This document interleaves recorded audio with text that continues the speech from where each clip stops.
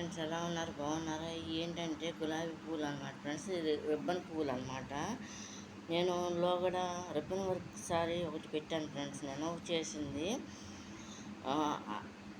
అది కాకుండా ఈ చిన్నగా చేశాను అనమాట ఫ్రెండ్స్. ఇది చూడండి, ఈ రెడ్ కలరు కిందేమో గ్రీన్ కలర్తో క్లాత్తోనే అది ఫెవికల్ ఉంటుంది కదా, ఫెవిక్విక్తో అతికిచ్చేసాను అనమాట, స్ట్రాంగ్గా ఉండాలని చెప్పేసి. ఇది సన్న రిబ్బన్ ఉంటుంది కదా ఫ్రెండ్స్, దాన్ని మర్జ్ చేసి దాన్ని ఈ విధంగా చేస్తారన్నమాట. మామూలుగా రిబ్బన్ వర్క్ రిబ్బన్స్ కూడా అమ్ముతారు వర్క్కి సంబంధించింది. ఇది కూడా మగ్గం వర్క్కి సంబంధించింది కాబట్టి.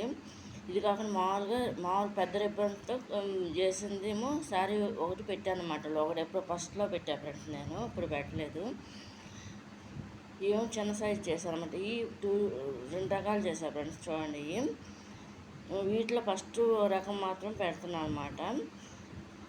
ఈ రెడ్ కలరు కాడేమో గ్రీన్ కలర్ అనమాట ఫ్రెండ్స్. ఇది సన్నగా క్లాత్ కట్ చేసేసి గమ్ముతో అతికిచ్చేసాను అనమాట ఫ్రెండ్స్. ఇది చూడండి, ఇలా వస్తుంది అనమాట.